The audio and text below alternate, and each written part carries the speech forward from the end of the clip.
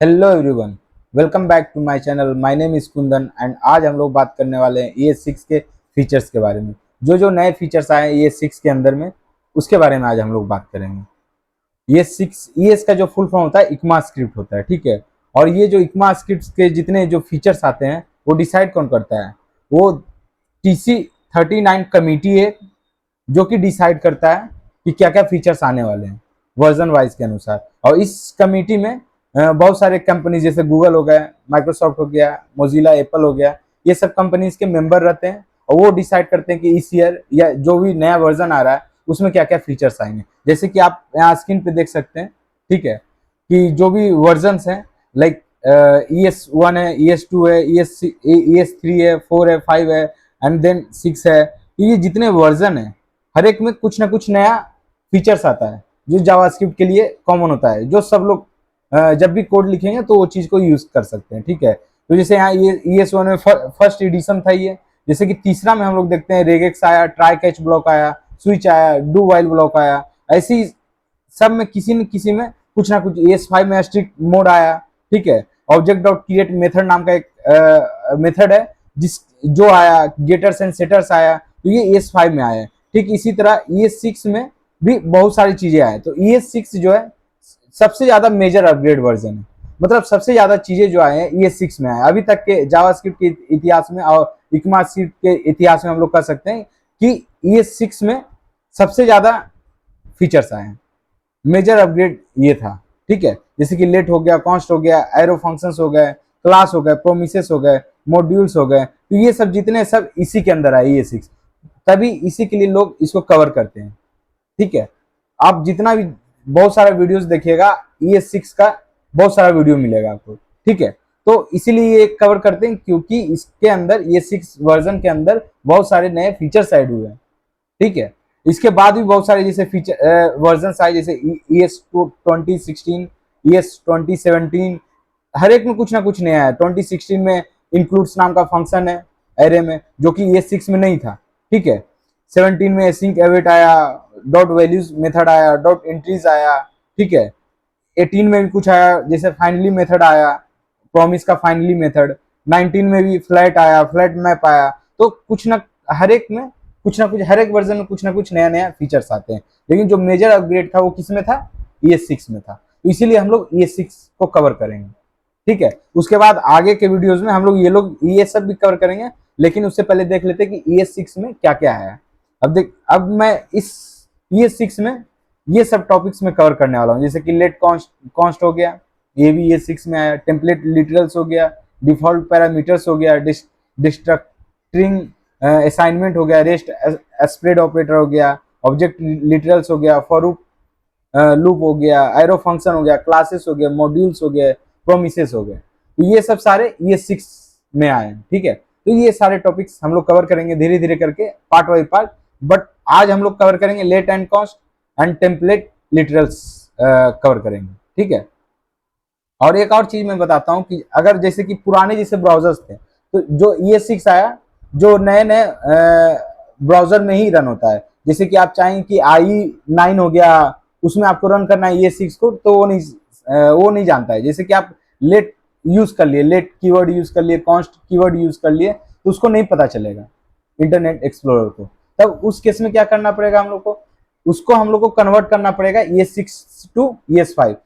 तो इसीलिए कई सारे लोग कन्वर्टर रखते हैं, ये जैसे बाइबल हो गया, ट्रांसपाइलर, ये सब चीजें क्या है, ये आपका जो कोड है ES6 में है उसको ES5 में कन्वर्ट करेगा, ठीक है। और उस जो भी कन्वर्टेड कोड रहेगा उसको यूज करेंगे उस ब्राउजर में, ठीक है। तो इसीलिए हम लोग, ये कन्वर्टर होता है जो हम लोग यूज करते हैं अपने पैकेज में। देखा होगा कि बहुत सारे कन्वर्टर जो होते हैं वो ES5 के लिए कंपेटेबल करने के लिए हम लोग उस कन्वर्टर को यूज करते हैं, ठीक है। तो ऐसे होता है चीजें। तो हम लोग एक काम करते हैं, अब आगे बढ़ते हैं, ठीक है। अब लेट एंड कॉन्स्टेंट स्टार्ट करते हैं, ठीक है ना। कोड खोल लेते हैं। ये यहाँ पे मैंने index.html बना रखा है और एक पार्ट 1 है जिसमें लेट एंड कॉन्स्ट हम लोग क्लियर करने वाले हैं, ठीक है। तो सबसे पहले बात करते हैं लेट क्या है। ES6 से पहले हम लोग क्या यूज करते थे? वेरिएबल इनिशियलाइज करने के लिए सिर्फ नॉर्मल वेरिएबल a = 6 कर दिया, इसको कंसोल कर दिया, कंसोल डॉट लॉग, ये वेरिएबल एक बन जाता था। ठीक है, ए को किया प्रिंट, यहाँ ए को किया। इसके बाद आप देखेंगे यहाँ पे ये रहा पेज, इंस्पेक्ट करते हैं। इसके बाद चलते हैं 6 प्रिंट किया। ठीक है, एक काम करते हैं हम लोग, यहाँ पे चलते हैं, इसको डीबगर लगा के देखते हैं, स्कोप्स के बारे में देखेंगे। ठीक है, सबसे पहले कि क्या क्या, जैसे कि स्कोप, ये यहाँ पे देखिए राइट साइड में एक स्कोप नाम का आ रहा है। ठीक है, ये कॉल स्टैक है। कॉल स्टैक जो फंक्शंस कॉल करते हैं, जो कॉल स्टैक है, कितने फंक्शन के ऊपर फंक्शन कॉल हुए, उसके अंदर जो भी फंक्शन जितने कॉल होते हैं वो आपके कॉल स्टैक में दिख जाएंगे। ठीक है, स्कोप्स जो हुआ, जो भी वेरिएबल इनिशियलाइज है किस स्कोप में, वो इधर आपको दिख जाएगा। ठीक है, तो ये जो वेरिएबल है, ठीक है, ये वेरिएबल यहाँ पे एक डिवर लगा लेते हैं, ये कहाँ पे इनिशियलाइज होगा, जो भी वेर और वेर कीवर्ड से हम लोग यूज करेंगे, वेर इक्वल टू 6, ये कहाँ पे इनिशियलाइज होगा, वो ग्लोबल ऑब्जेक्ट में होगा। ठीक है, ग्लोबल ऑब्जेक्ट क्या है, एक विंडो ऑब्जेक्ट है, उसमें इनिशियलाइज रहेगा। ठीक है, वो सब जगह अवेलेबल रहेगा ग्लोबल ऑब्जेक्ट। अब यहाँ पे देखें, ग्लोबल ऑब्जेक्ट के अंदर ए नाम का एक वेरिएबल बना हुआ है।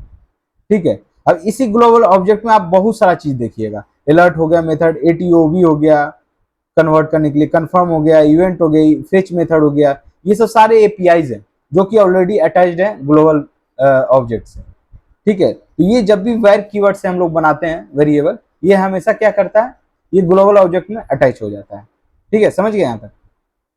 अब एक काम करते हैं, अब हम लोग लेट से स्टार्ट करते हैं। ठीक है, लेट कीवर्ड क्या करता है, लेट इक्वल टू, ठीक उसी तरह से ये भी काम करता है। ठीक है, कंसोल डॉट लॉग 6 ए कर लेते हैं। ठीक है, ये भी ठीक उसी तरह से काम करता है, ये भी प्रिंट करेगा, आपको 6 ही करेगा प्रिंट। बट एक चीज इसमें देखते हैं क्या है, देखिए ये जो ए है, इसमें आप देखिएगा दो स्कोप हैं। ठीक है, एक ग्लोबल हो गया, एक स्क्रिप्ट हो गया। अब जैसे ही लेट ए करेंगे तो ये ग्लोबल ऑब्जेक्ट में आप नहीं मिलेगा, क्योंकि ए पहले में रहना चाहिए, कहीं नहीं मिलेगा। ठीक है, जिसे आप यहाँ पे भी कर सकते हैं, window object dot A undefined, क्योंकि है ही नहीं वो। ठीक है, लेकिन आप स्क्रिप्ट में देखिएगा, यहाँ पे एक प्रॉपर्टी है, स्क्रिप्ट के अंदर एक वैल्यू है या वेरिएबल कर लीजिए, और वो यहाँ पे अवेलेबल है। अब जैसे ही मैं इसको बढ़ा देता हूँ, यहाँ पे कर देता हूँ डिबगर, यहाँ पे देखिए ए के अंदर 6 आ गया। ए एक वैल्यू है और कह लीजिए कि वेरिएबल है जो स्क्रिप्ट स्कोप के अंदर है, जो भी स्क्रिप्ट है। ये स्क्रिप्ट स्कोप क्या होता है, ये जो स्क्रिप्ट टैग हम लोगों ने लिख रखा है, इसके अंदर वो स्कोप है, इसके अंदर उसको पता है कि ये क्या है। ठीक है, तो यहां तक समझ गए आप, ये क्या है, स्क्रिप्ट स्कोप के अंदर है। और जैसे ही मैं वेरिएबल यूज करता हूँ, मतलब वेर कीवर्ड से यूज करता हूँ, जैसे कि यहाँ पे आप देखिए वेर बी इक्वल टू 7। ठीक है, जैसे मैं वेर यूज करता हूँ, ये किस में रहेगा, ग्लोबल जो ऑब्जेक्ट है उसमें रहेगा। जैसे कि मैं यहाँ पे दिखाता हूँ आपको, अभी मैंने रेफरेंस कर दिया, फिर से इंस्पेक्ट खोल लेते हैं। ठीक है, यहाँ पे देखिएगा आप, कहाँ गया ये फाइल, यहाँ पे आप देखिए, इसको रिफ्रेश करते हैं, ये देखिए ये स्क्रिप्ट स्कोप हो गया, ये ग्लोबल हो गया। ग्लोबल के अंदर बी ऑलरेडी डिफाइंड है एंड ए है, स्क्रिप्ट के अंदर ए है। ठीक है, तो ए क्या होगा, एक ग्लोबल में अटैच नहीं होगा, जो ग्लोबल ऑब्जेक्ट है उसमें अटैच नहीं होगा। ठीक है, और बी क्या होगा, ग्लोबल ऑब्जेक्ट में अटैच हो जाएगा, क्योंकि हम लोगों ने वेर कीवर्ड से यूज किया है, उसको बी को बनाया है, और ए को कैसे बनाया है, लेट कीवर्ड से बनाया है हम लोगों ने, तो वो स्क्रिप्ट वाले स्कोप में आ जाएगा। समझ गए। अब हम लोग बात करते हैं कि जब हम लोग ये जो स्क्रिप्ट स्कोप है, ठीक है, तो लोग ऐसा क्यों बोलते हैं कि लेट एंड कॉन्स्ट जो होता है ब्लॉक स्कोप होता है। ब्लॉक स्कोप क्या हुआ, मैं आगे आपको ब्लॉक स्कोप के बारे में बताता हूँ कि ब्लॉक स्कोप क्या हुआ। जैसे ये है स्कोप, ये जो मैंने कर्ली ब्रेसेस मैंने एक बनाया, ये एक ब्लॉक स्कोप है। अब इसके अंदर जो भी चीजें कीजिएगा इस ब्लॉक के अंदर होना है। ठीक है, अब जैसे कि मान ली कि मैंने लेट किया, लेट ए इक्वल टू 7 किया। ठीक है, तो ये इस ब्लॉक के अंदर रहेगा। अब अभी भी देखिए आप इसको प्रिंट नहीं कर सकते हैं, जैसे कि यहाँ पे देखिए सेम चीज क्या है, मैं इसको रिफ्रेश किया हूँ, रिफ्रेश कर देता हूँ। ठीक है, बी एंड डिफाइंड है, मैंने बी यूज किया था। ठीक है, यहाँ पे ए कर दिया। अब देखिए यहाँ पे इसने प्रिंट क्या किया, 6 प्रिंट किया, क्योंकि ये जो है आउटर स्कोप में है। ठीक है, ये कौन सा स्कोप में है आपका, ये ब्लॉक स्कोप में नहीं है। ये वाला जो लेट कीवर्ड है, ये ए जो मैंने हम लोगों ने इनिशियलाइज किया है, ये आपका स्क्रिप्ट स्कोप में है, और ये वाला क्या है, ब्लॉक स्कोप में है। तो जब भी आप कभी लेट को यूज करना है या कॉन्स्ट को यूज करना है तो किसी ब्लॉक के अंदर कीजिएगा। जैसे कि इफ हो गया, इफ के अंदर कोई हो गया तो ये एक ब्लॉक स्कोप हो गया, ये ब्लॉक है, इस ब्लॉक के अंदर आप यूज करेंगे। लेट, कॉन्स्ट, ये दोनों के दोनों इसके अंदर यूज करना है। या कोई फंक्शन हो गया, ठीक है, कोई फंक्शन आपने बना लिया, उसके अंदर यूज करना है, तो ब्लॉक स्कोप हो गया। तो जब आप इसमें कंसोल डॉट लॉग करते हैं, ठीक है, ए को लॉग किया, क्या लगता है क्या प्रिंट करेगा ये, चलिए देखते हैं। ये 7 प्रिंट करेगा, ठीक है, ये क्या करेगा, प्रिंट 7 करेगा। देखिए 7 है ना, क्यों 7 करेगा, क्योंकि इस ब्लॉक के अंदर ये जो है, इस ब्लॉक के अंदर इनिशियलाइज जो है, जो लेट कीवर्ड है वो ब्लॉक स्कोप होता है। अगर ब्लॉक में नहीं कर रखा है, जो आउटसाइड कर रखे हैं, मतलब कि बाहर कर रखे हैं, जो सबसे टॉप लेवल में, ये टॉप लेवल में, ठीक है, जो टॉप लेवल स्कोप हो गया, वो हमेशा टॉप लेवल स्कोप के अंदर अगर हम लेट या कॉन्स्ट बनाते हैं तो कहाँ इनिशियलाइज हो जाएगा, किस स्कोप में रहेगा, वो स्क्रिप्ट स्कोप में रहेगा, और अदरवाइज नहीं तो ब्लॉक स्कोप में रहेगा, अगर ब्लॉक के अंदर बना रहे तो, ठीक है। अब जैसे कि इसको हम लोग देख लेते हैं, ठीक है, कैसे देखेंगे ये लोग, एक काम करते हैं, इसको हम करते हैं, यहाँ पे देखते हैं, डिबगर लगाते हैं, ठीक है, उसके बाद देखते हैं। ये देखिए, चलिए आइए, देखिए यहाँ पे कितने स्कोप है, एक ग्लोबल हो गया, एक स्क्रिप्ट हो गया, एक ब्लॉक हो गया। ये कौन सा है, ब्लॉक स्कोप, जैसा मैंने बताया था। अब यहाँ पे जब मैं प्रिंट कराऊंगा, इस लाइन को पार करेंगे हम लोग, ठीक है, तो यहाँ पे क्या हो जाएगा, ये देखिए ए इक्वल टू 7 हो गया ब्लॉक स्कोप, समझ गए, ब्लॉक स्कोप हो गया। एक स्क्रिप्ट स्कोप भी है, तो जब यहाँ पे ये प्रिंट करेगा तो ये सबसे पहले ब्लॉक वाले स्कोप में देखेगा कि ये इनिशियलाइज्ड है कि नहीं, उसके बाद बाहर जाएगा ये, समझ गए। तो ये ए को देखा, और इसके बाद जैसे ब्लॉक खत्म हो जाएगा तो ये हट जाना चाहिए ब्लॉक स्कोप। यहाँ से जैसे ही अगले वाले लाइन में जाता हूँ तो देखिएगा वो ब्लॉक वाला चला गया, सिर्फ 2 ही स्कोप बचे हुए हैं, स्क्रिप्ट एंड ग्लोबल, समझ गए। तो ये हो गया ग्लोबल स्कोप, स्क्रिप्ट स्कोप, और वो कौन सा था, एक ब्लॉक स्कोप।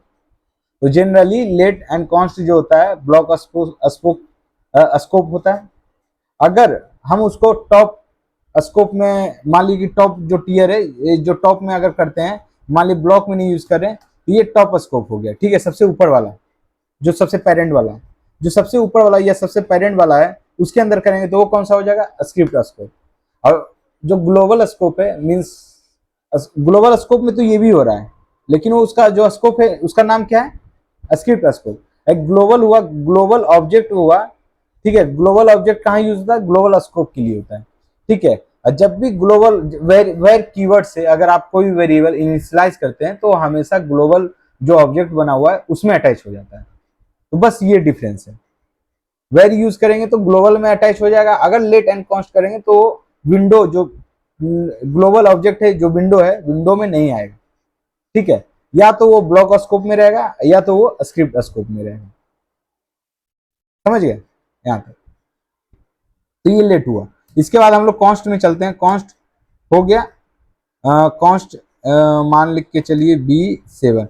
कॉन्स्ट भी सेम हो गया लेट की तरह, लेकिन कॉन्स्ट क्या है, कॉन्स्ट जो वेरिएबल है, ठीक है, जो भी वेरिएबल हम लोगों ने इनिशियलाइज किया, जैसे कि यहाँ पे बी है, बी को हम लोग चेंज नहीं कर सकते हैं, ठीक है, जो भी करना है एक ही टाइम में, जब इनिशियलाइज कर रहे हैं, जैसे कॉन्स्ट बी इक्वल टू 7, बस यही करना है। हम लोग ऐसा भी नहीं कर सकते कि बी यहाँ पे रिप्रेजेंट कर दिया और बी को कहीं और हम लोग बी इक्वल टू 7 कर रहे हैं, ये भी नहीं। आप देख सकते हैं कि यहाँ रेड लाइन दिखा रहा है, B const declaration must be initialize, जो डिक्लेरेशन है यहीं पे इनिशियलाइज हो जाना चाहिए, बी इक्वल टू 7 यहीं पे हो जाना चाहिए। इसको बाद में हम चेंज भी नहीं कर सकते हैं, बी इक्वल टू 8, ठीक है, ये भी नहीं कर सकते। जैसे कि आप जैसे ही जाइएगा देखिएगा यहाँ पे एरर आ जाएगा, रिफ्रेश करते हैं, देखिए एरर आ गया, रन ही नहीं हो रहा है script. Assignment to const variable, ये टाइप एरर है, क्योंकि हम लोग कांस्टेंट वेरिएबल को असाइन कर रहे हैं फिर से दोबारा। तो हम लोग फिर से, अगर मान ली कि हमको किसी वेरिएबल को फिर से असाइन करना है तो कैसे करेंगे, तो कॉन्स्ट यूज नहीं करेंगे, फिर लेट यूज करेंगे, समझ गए। दोनों का एक ही काम है, बट कॉन्स्ट क्या है कि उसको आप चेंज नहीं कर सकते। और एक और चीज, आप उसको इनिशियलाइज पहले लाइन में ही करना है, जैसे ये कर देंगे, इसके बाद यहाँ पे भी आ जाएगा कि सिंटैक्स एरर है। सिंटैक्स एरर क्यों है, क्योंकि जो कॉन्स्ट है, जो कॉन्स्ट कीवर्ड है, वो हमेशा आएगा, हमेशा इक्वलाइजेशन के साथ, मतलब कि इनिशियलाइजेशन के साथ ही आएगा, बिना इनिशियलाइजेशन के नहीं होना है, चलना है कॉन्स्ट। समझ गए? तो ये अंतर है लेट एंड कॉन्स्ट में, बस छोटा सा अंतर है। और लेट एंड कॉन्स्ट दोनों एक तरह से काम करता है, बस एक ही चीज का डिफरेंस है, variable and let and const में। लेट कॉन्स्टेंट जो होता है वो ब्लॉक स्कोप होता है या तो स्क्रिप्ट स्कोप होता है, लेकिन जो आपका वेरिएबल होता है वो ग्लोबल ऑब्जेक्ट जो होता है, विंडो होता है, उसमें अटैच हो जाता है। ठीक है, समझ गए यहाँ तक? इन दोनों के बारे में एक और चीज बताते हैं। ठीक है, एक और मैं क्या करता हूँ, वेरिएबल से मैं बना लेता हूँ। ठीक है, 8। ठीक है, ये कर लिया। अब मैं क्या करता हूँ, जाता हूँ यहाँ पे डिबगिंग में, इसको मैं रिफ्रेश करता हूँ। ठीक है, पहले लाइन में चला जाता हूँ। ठीक, अब आप देखिएगा कि ये देखिए अभी तक ये इनिशियलाइज नहीं हुआ है। ठीक है, ए अभी ये भी इनिशियलाइज नहीं हुआ है, बी भी नहीं हुआ है, सी भी नहीं हुआ है। ठीक है ना? अब यहाँ पे देखिएगा स्कोप के अंदर एक स्क्रिप्ट स्कोप बनना चाहिए, क्योंकि लेट एंड कॉन्स्ट हम लोग यूज कर रहे हैं। ये दोनों के दोनों क्या है, स्क्रिप्ट स्कोप हो गया। तो यहाँ पे बन रहा है A and B, value unavailable है क्योंकि इनिशियलाइज हम लोगों ने किया नहीं है। तो एंड एक क्या बनेगा, सी बनेगा। सी यहाँ पे ग्लोबल में ऑलरेडी अटैच है, जैसा कि हम लोगों ने बोला था वैसा काम कर रहा है। लेकिन ये पहले क्यों आ गया? हम लोगों ने इनिशियलाइज भी नहीं किया। ये कांस्टेंट मैंने चौथे लाइन में लिखा, ये वेरिएबल मैंने छठे लाइन में लिखा, उसके बाद भी ये पहले ही, मैं जब डिबगर यहाँ लगा रहा हूँ तो ये पहले ही आ जा रहा है। आप स्क्रिप्ट स्कोप में पहले ही ये दो वेरिएबल देख रहे हैं, ग्लोबल ऑब्जेक्ट में पहले ही ये एक वेरिएबल देख ले रहे हैं। ठीक है, तो ऐसा क्यों हो रहा है? इसी चीज को हम लोग होस्टिंग बोलते हैं। होस्टिंग क्या करता है कि जैसे ही आपका प्रोग्राम लिखा हुआ है, जो स्क्रिप्ट लिखा हुआ है, उसके अंदर जितने भी वैल्यूज या जितने भी वेरिएबल्स हम लोगों ने असाइन कर रखा है, ये जितने भी वेरिएबल मैंने इनिशियलाइज कर रखा है, उसको सबसे पहले ही वो होस्ट कर लेगा। उसी को हम लोग होस्टिंग बोलते हैं। मतलब सबसे पहले ही वो रेफरेंसेस दे देगा। जैसे ग्लोबल ऑब्जेक्ट हो गया, उसमें सी का रेफरेंस दे दिया, स्क्रिप्ट स्कोप के अंदर ए एंड बी होना चाहिए, वो दे दिया। अब उसके बाद अगला स्टेप होता है लाइन बाई लाइन, जब वो चलता है तब जाके इनिशियलाइजेशन होता है, तो वो होस्टिंग बोलते हैं। ठीक है, तो ये होस्टिंग हो गया। तो जैसे प्रोग्राम रन हुआ, पहले लाइन से पता होता है प्रोग्राम को कि जितने वेरिएबल्स, कितने वेरिएबल्स हैं इनिशियलाइज्ड हैं टॉप लेवल में, हर एक स्कोप में कितने वेरिएबल्स ऑलरेडी इनिशियलाइज्ड हैं, ग्लोबल ऑब्जेक्ट में कितने सारे वेरिएबल्स हैं, स्क्रिप्ट स्कोप में कितने सारे वेरिएबल्स हैं, ये पहले ही पता होता है। उसके बाद लाइन बाय लाइन अगर इनिशियलाइजेशन आया है तो इनिशियलाइज करेगा वैल्यू के साथ। समझ गए? तो इसी को होस्टिंग बोलते हैं। ठीक है, अब एक और चीज आपको करके दिखाते हैं। ठीक है, मैं क्या करता हूं, कंसोल डॉट लॉग करता हूं, ए करते हैं, बी करते हैं, सी करते हैं। ठीक है, पहले हम लोग सी करते हैं वेरिएबल, इसको मैंने किया सी, यहाँ पे इसको हटा देते हैं। ठीक, ये अनडिफाइंड आया। ठीक है, क्यों अनडिफाइंड आया? क्योंकि जैसे ये पहले लाइन है, ये सी को यहाँ पे असाइन कर दिया, ग्लोबल ऑब्जेक्ट जो है उसमें सी को अटैच कर दिया। ठीक है, अब सी को अटैच किया, लेकिन उस टाइम तक, पहले लाइन तक सी को वैल्यू असाइन नहीं हुआ है, उस टाइम तक क्या है, ये अनडिफाइंड है, तो इसने अनडिफाइंड प्रिंट किया। ठीक है, अब अगला स्टेप क्या करते हैं हम लोग, सी की जगह हम लोग ए को प्रिंट करते हैं। ठीक है, ए को प्रिंट करते हैं। अब ए को देखिए, यहाँ पे कुछ तो एरर आ रहा है। ठीक है, क्या आ रहा है error? Reference error, cannot access A before initialization. अब ए है, ठीक है, ए तो आपको यहाँ पे देखिए, जैसे मैं डीवर ऑन करता हूँ, यहाँ पे ए है, स्क्रिप्ट स्कोप के अंदर ए है, ऑलरेडी है, लेकिन उसके बाद भी जैसे ये रन होता है, उसके बाद भी ये एरर दे रहा है। वेरिएबल के केस में तो नहीं दे रहा था, वेर कीवर्ड के केस में, लेकिन इस केस में दे रहा है। ठीक है, जब भी आप लेट एंड कॉन्स्ट यूज करते हैं तब ये क्या करता है, स्कोप, जो स्क्रिप्ट स्कोप होता है उसमें बना देता है। तो जैसे ही आप ये रन किए, जैसे फर्स्ट लाइन में, ठीक है, तो ये ए एंड बी जो है स्क्रिप्ट स्कोप में आ गया। अब यहां से लेकर ये जब इनिशियलाइज हो रहा है, जैसे ए है, ठीक है, तो यहां तक ये जो इनिशियलाइजेशन है, और जैसे ये रन हुआ, स्क्रिप्ट स्कोप के अंदर जैसे ही आया, वहां से जहां पे इनिशियलाइज कर रहे हैं, यहां पर कॉन्स्ट के लिए, यहां पर, ठीक है, तो ये ए के लिए डेड जोन हो गया। मतलब हम लोग इससे पहले इसको एक्सेस कर ही नहीं सकते। ये डेड जोन हो गया, ये लाइन नंबर 1 तक डेड जोन हो गया ए के लिए, लाइन नंबर 3 तक डेड जोन हो गया बी के लिए। समझ गए? तो इसको बोलते हैं dead zone, temporal dead zone. ये टेम्पररी डेड जोन है। बस सीधा सीधी आप ये समझ लिए कि आप लेट अगर यूज कर रहे हैं, कॉन्स्ट यूज कर रहे हैं, तो इनिशियलाइजेशन के बाद ही आप उसको यूज कर सकते हैं। बस सीधा सीधी ये समझ लीजिए। अगर उससे पहले यूज कर रहे हैं तो टेम्पोरल डेड जोन हुआ। टेम्पोरल डेड जोन कब हुआ, कब से कब तक हुआ? जब आप इनिशियलाइज करते हैं वहां तक, और स्टार्ट कहां से हो रहा है? जैसे ही स्क्रिप्ट रन हुआ और ये स्कोप में जैसे ही आ गया वेरिएबल्स, जैसे कि यहाँ पे स्कोप में आ गया पहले लाइन पे, तो यहां से लेके जहां पे इनिशियलाइज हो रहा है वहां तक टेम्पोरल डेड जोन है। तो ज्यादा जानने की जरूरत नहीं क्या है नहीं है, लेकिन आप इतना सीधा सीधा जानिए कि आप लेट इक्वल टू 6 जो इनिशियलाइज किए हैं उससे पहले आप इसको यूज नहीं कर सकते, या कॉन्स्ट के साथ भी यही सेम चीज है, नहीं तो एरर देगा। ठीक है, कॉन्स्ट के साथ भी देख लेते हैं एरर दे रहा है कि नहीं। बी को मैंने यूज कर लिया पहले, अब देखते हैं एरर क्या देता है। ये भी same, reference error cannot access B before initialization. ये भी एरर दे रहा है, वजह क्या है? क्योंकि टेम्पोरल डेड जोन है। समझ गए? तो ये प्रॉब्लम है। तो जितने लेट हैं, कॉन्स्ट हैं, हमेशा इनिशियलाइजेशन के बाद ही यूज करना है। और ये जनरली आपको रियल लाइफ में जब आप किसी कंपनी में काम करते हैं, अच्छे प्रोजेक्ट्स में काम करते हैं, तो हमेशा कभी भी देखिएगा जब भी कोई फंक्शन रहेगा, फंक्शन के अंदर ही फंक्शन रहेगा, लेट से ऐड मैंने कर दिया, ठीक है, कुछ भी कर दिया, तो इसके अंदर लेट लेट से रहेगा या तो कॉन्स्ट से वेरिएबल असाइन रहेगा। कोई भी वेरिएबल है, अब मान लीजिए कोई ऐसा वेरिएबल जो चेंज ही नहीं होना है, जैसे कि पी आई है 3 पॉइंट समथिंग हो गया, ठीक है, ये हो गया, पाई हो गया, ठीक है, तो ये चेंज नहीं होना है पाई का वैल्यू, ठीक है। तो इसको कौन से हम लोग करेंगे इनिशियलाइज, अदरवाइज हम लोग लेट से करेंगे। जो कि चेंज होना है, जैसे कि कोई स्ट्रिंग एस टी आर हो गया, अब इसको कोई जनरेट करना है, कोई स्ट्रिंग करना है, लास्ट में कोई स्ट्रिंग प्लस इक्वल टू कुछ करना है, जैसे कि कुछ ऐड कर दिया, नाम ऐड कर दिया, या कोई आईडी जनरेट करना है, कोई आईडी मान ली कि 1 है या 2 है, कोई भी चीज जनरेट करना है, तो ये लेट यूज करेंगे, लेकिन वेरिएबल यूज नहीं करेंगे। इंडस्ट्री में जब भी आप बड़े प्रोजेक्ट पे काम कीजिएगा तो लेट या तो कॉन्स्ट यूज करना है। समझ गए? कभी भी वेरिएबल यूज नहीं करते हैं। अब तो यहां तक समझ आया? ये हो गया लेट एंड कॉन्स्ट हो गया। समझ गए यहां तक? अब हम लोग आगे बढ़ते हैं, ठीक है। हम लोग टेम्पलेट लिटरल्स के बारे में देखेंगे। दूसरा टॉपिक था टेम्पलेट लिटरल्स के बारे में, ठीक है, ये क्या करता है काम, तो मैं समझाऊंगा। अभी मैं एक काम करता हूँ, एक पार्ट इसी में मैं बनाता हूँ, ठीक है, नीचे। आगे हम लोग चलते हैं। हम लोग बात करेंगे अब टेम्पलेट लिटरल्स के बारे में, ठीक है, ये क्या यूज होता है। तो अब आप देखिए, इसको मैं हटा लेता हूँ, ठीक है।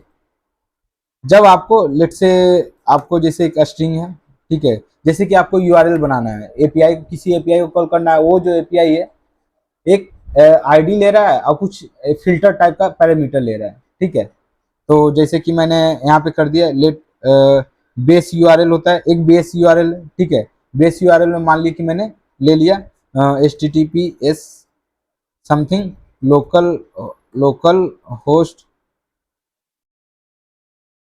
3000, ठीक है, ये हो गया बेस एपीआई। अब इसके अंदर लेट एक वेरिएबल पास करना है, ठीक है, जैसे कि मुझे एपीआई चाहिए, लोकल होस्ट हो गया, एक जो हम लोग को किसको कॉल करना है, कौन सी सर्विस को, जैसे कि मैं चाहता हूँ कि कोई वेदर आ जाए, वेदर आ गया, ठीक है, वेदर आ गया। वेदर का क्या रहेगा, मान ली कि वेदर को कॉल कर रहे हैं, मैं बताता हूँ कैसे बनेगा कि मुझे इस एपीआई को कॉल करना है वेदर, जैसे कि यहाँ पे मैं बताता हूँ आपको, यहाँ पे कॉल करना है वेदर स्लैश, ठीक है, city equal to city Patna, ये करना है हम लोग को, ठीक है। ये हम लोग का ये है यूआरएल है, इसको हिट करना है हम लोग को। अब इसको हिट कैसे करते हैं, अब एक बनाते हैं फेच मेथड करते हैं, फेच मेथड में क्या करेंगे हम लोग, यूआरएल डालेंगे, बेस यूआरएल हो गया प्लस वेदर हो गया, वेदर डाला, ठीक है, प्लस उसके बाद क्या करेंगे हम लोग, ये वाला डालेंगे, उसके बाद सिटी लिखेंगे, सिटी, अब फिर प्लस क्या करेंगे हम लोग, सिटी यहाँ पे एक नाम का वेरिएबल बना लेते हैं सिटी नाम का, ठीक है, लेट से पटना है, ठीक है। उसके बाद क्या करेंगे हम लोग, यहाँ पे सिटी डाल देंगे, ठीक है। ये फेच मेथड कर रहे हैं, यहाँ पे मैं स्पेस देता हूँ जो पता चले, साफ से पता चलेगा फिर। ये एपीआई है। अब देखते हैं यहाँ पे एपीआई कॉल कर रहा है कि नहीं वो, देखिए ये देखिए localhost 3000 weather city equal to Patna, यहाँ पे इक्वल टू कर देते हैं, सिटी इक्वल टू पटना। ये आपका क्या हो गया, एपीआई बन गया। ठीक है, ये करना था। अब हमको इतना करने में कितना लाइन लगा, ये कितना प्लस प्लस करना पड़ा ये। तो यहाँ पे ये सिक्स ने एक इंट्रोड्यूस किया। ठीक है, आपको इंट्रोड्यूस किया टेम्पलेट लिटरल्स का, ये वाला जो टेम्पलेट लिटरल्स है इसको उन्होंने इंट्रोड्यूस किया, ये सिक्स वर्जन में है। ये काम क्या करता है यहाँ पे कि मैं एक बना लेता हूँ कि लेट या कॉन्स्ट में कर देते हैं क्योंकि वो चेंज होना नहीं है। फेच यूआरएल या फाइनल यूआरएल लिख लेते हैं जिससे पता चले फाइनल यूआरएल। अब मैं क्या करूंगा, जो भी स्ट्रिंग्स बनाते थे डबल में पहले बनाते थे या तो सिंगल कोट में बनाते थे, हम लोग वो ना यूज करके ये वाला यूज करेंगे। ठीक है, ये वाला यूज किए। अब इसके अंदर आप जो भी करना है बेस यूआरएल है। अब इसके अंदर आप क्या कीजिएगा कि आप ऐसे बनाइए, इसको डॉलर यूज कीजिए, ये दो कर्ली ब्रेसिस आप यूज कीजिए। ठीक है, अब इसको यूज करने के बाद आप बेस यूआरएल लिख दीजिए सीधा सीधा। अब फिर इसके बाद क्या है, फिर इसको हम लोगों ने ऐड कर रखा है, फिर से ऐड किया कौन से वेरिएबल को, वेदर वेरिएबल को, वेदर को ले लिया। फिर उसके बाद कौन से वेरिएबल, फिर ये लिख रखा है, तो इसको क्या करेंगे डायरेक्ट ये करने के बाद ये डाल देंगे। ओह सॉरी, ये करते हैं और फिर ये डाल देते हैं।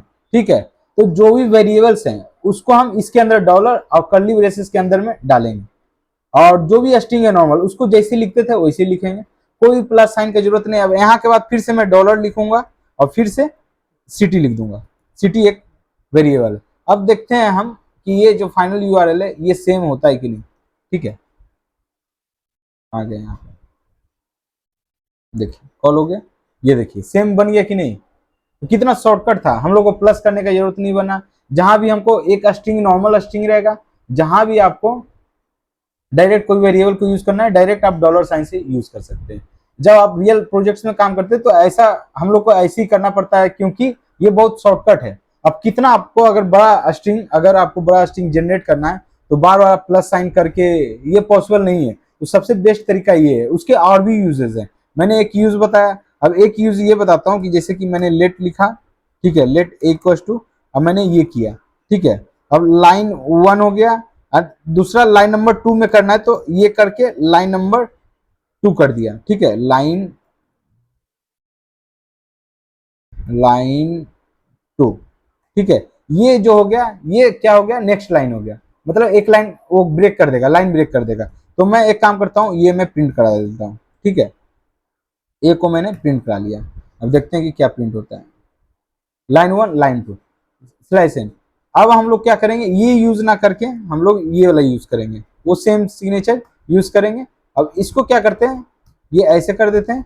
अब देखते हैं प्रिंट करते हैं, देखिए लाइन 1 लाइन 2। तो ये मल्टी लाइन के लिए भी यूज किया जाता है। ठीक है, मल्टी लाइन के लिए आपको अलग से स्लैश एन लिखने का जरूरत नहीं है, और ये साफ पता भी चलेगा, जो भी लिखना चाहते हैं आप स्ट्रिंग में पता भी चलेगा कि क्या हो रहा है। ठीक है, सीधा सीधा पता चलेगा, ये देखिए। तो इसीलिए ये यूज करते हैं, ये दूसरा यूज हो गया। अब तीसरा आप लोग क्या कर सकते हैं, यहाँ पे आप जो भी है, ठीक है, यहाँ पे आप लोग क्या कर सकते हैं कि जो भी फंक्शन है जैसे स्ट्रिंग है कुछ भी मैनिपुलेट भी कर सकते हैं। जैसे यहाँ पे क्या कीजिए, टू लोअर केस या टू अपर केस कर लीजिए। ठीक है, टू अपर केस, ये देखिए। अब देखते हैं कि यूआरएल क्या रहेगा, देखिए ये अपर केस में हो गया। तो जो भी कर्ली ब्रेसेस के अंदर जो भी लिख रहे हैं उसके अंदर कोई फंक्शन या कोई भी लॉजिक भी लिख सकते हैं। जैसे कि मैं यहाँ पे क्या करता हूँ, एक और बना लेता हूँ, स्पेस लिख दिया और डॉलर ये, और मान ली कि एक कॉन्स्ट ए है इक्वल टू 6 कर लिया और बी इक्वल टू 7 कर लिया। ठीक है, सी, अब बी प्लस सी को करते हैं, इसको क्या करते हैं, बी प्लस सी करते हैं। ये एक एक्सप्रेशन हो गया, ए मतलब जो कैलकुलेट कर रहा है, कुछ कर रहा है। अब यहाँ पे देखते हैं यहाँ पे क्या करता है, नेटवर्क में जाते हैं। ठीक है, अब देखिए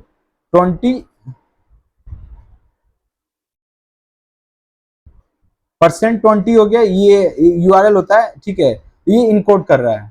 ठीक है, इसको %20 हो गया, उसके बाद 7 और प्लस 6 क्या हो गया, 13 हो गया। अब इसको मैं हटा देता हूँ तो थोड़ा ज्यादा अच्छा पता चलेगा। अब देखिए 13 हो गया। दोनों को ऐड करके ये स्ट्रिंग बना दिया, ऐड करने के बाद बना दिया। समझ गए आप ये कैसे काम कर रहा है। ये डॉलर, ये जो है डॉलर के अंदर जो ये बनाते हैं, इसी के अंदर आप कोई भी एक्सप्रेशन दे सकते हैं। एक और नया यूज केस बताते हैं, ठीक है, हम लोग को बहुत यूज करेगा। ठीक है, मान लीजिए पटना है और लेट ये नेटिव सिटी हो गया, नेटिव सिटी, और लेट एक हो गया क्या आपका परमानेंट नेटिव सिटी हो गया, एक करेंट सिटी हो गया। ठीक है, एक करेंट सिटी डालते हैं। ठीक है, दिल्ली। ठीक है, अब मैं यहाँ क्या करता हूँ, ये जो अपर केस है मैं यहाँ कंडीशनल लगा देता हूँ। ठीक है, एक condition if ills ternary operator, पता है ना, टर्नरी ऑपरेटर को भी इसके अंदर यूज कर सकते हैं, वो बहुत काम आता है। वो कैसे, जैसे कि मान ली कि मेरा लोकेशन अभी जो है हम लोगों मैंने सिलेक्ट कर रखा है कि मेरा करंट लोकेशन हो, एक वेरिएबल है। ठीक है, कॉन्स्ट के अंदर इस करंट लोकेशन, करंट लोकेशन इस करंट लोकेशन ट्रू कर देते हैं। ठीक है, ये ट्रू हो गया। अब इसके अंदर आप क्या कीजिए, ये हो गया, अगर इस करंट लोकेशन है तो करंट सिटी का दे देगा। ठीक है, अगर ये नहीं हुआ तो नेटिव सिटी का दे देगा, native city dot to upper case. अब देखते हैं क्या बनता है।